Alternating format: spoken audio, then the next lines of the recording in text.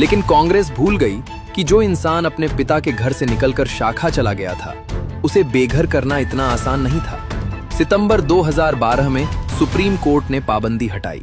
गुजरात के दरवाजे फिर खुले, लेकिन जो अमित शाह गुजरात से गया था और जो वापस आया, वो एक ही इंसान नहीं था। 2 साल की तड़ीपारी ने उन्हें जो दिया, वो कोई यूनिवर्सिटी नहीं दे सकती थी।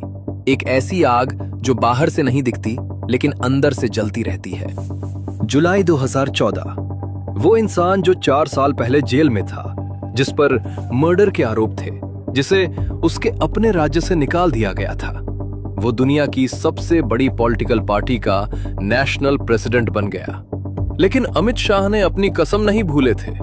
एक के बाद एक राज्य, पहली बार हरियाणा में बीजेपी की सरकार, 10 साल बाद महाराष्ट्र में वापसी, 2016 में असम में तरुण गोगोई की 15 साल पुरानी कांग्रेस सरकार खत्म, 2017 में यूपी में ऐतिहासिक जनादेश, 403 में से 312 सीटें, 2018 में त्रिपुरा में 25 साल पुराना लेफ्ट फ्रंट खत्म। पूरे नॉर्थ ईस्ट में एक के बाद एक बीजेपी की सरकारें, कांग्रेस के पेड़ एक एक करके गिरते रहे। एक वक्त था जब कांग्रेस के बिना दिल्ली की कल्पना नहीं होती थी। वही कांग्रेस 2014 में 44 सीटों पर आ गई। फिर आया मई 2019 और अमित शाह के हाथ में आई इंडिया के होम मिनिस्ट्री। उस चेयर पर बैठते वक्त अमित शाह के मन में क्या चल रहा होगा, ये तो वही जानते हैं। लेकिन जो लोग इतिहास जानते थे वो समझ गए, ये वही पोस्ट थी, वही ऑफिस, वही सीबीआई और ईडी जिनके अंतर्गत 2010 में शाह को जेल भेजा गया था। वही पावर्स, बस नाम का तख्ती बदली थी। चिदंबरम की जगह शाह। और फिर अगस्त 2019 में जो हुआ वो काफी दिलचस्प था। 21 अगस्त को जब चिदंबरम का एंटीसिपेटरी बेल रिजेक्ट हुआ तो वो अचानक गायब हो गए। पूरे 24 घंटे मीडिया ढूंढती रही, सीबीआई ढूंढती रही। अगले दिन वो कांग्रेस हेडक्वार्टर्स में खुद प्रकट हुए और प्रेस कॉन्फ्रेंस में बोले, मैंने कोई अपराध नहीं किया। उसके अगले दिन सीबीआई उनके घर पहुंची। मेन गेट बंद था। सीबीआई के एजेंट्स ने दीवार फांदकर घर में एंट्री की और चिदंबरम को गिरफ्तार किया। 5 सितंबर 2019 को उन्हें तिहाड़ जेल भेजा गया। 105 दिन तिहाड़ में रहे।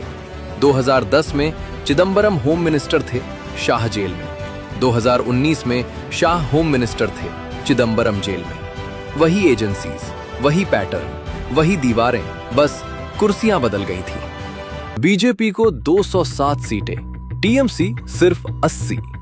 ममता बनर्जी खुद अपनी सीट हार गईं और उनकी पार्टी तबाह हो गई। बीजेपी के अंदर एक रिश्ता है जो दोस्ती भी है, प्रतिद्वंदिता भी है और एक अजीब सी राजनीतिक तनातनी भी।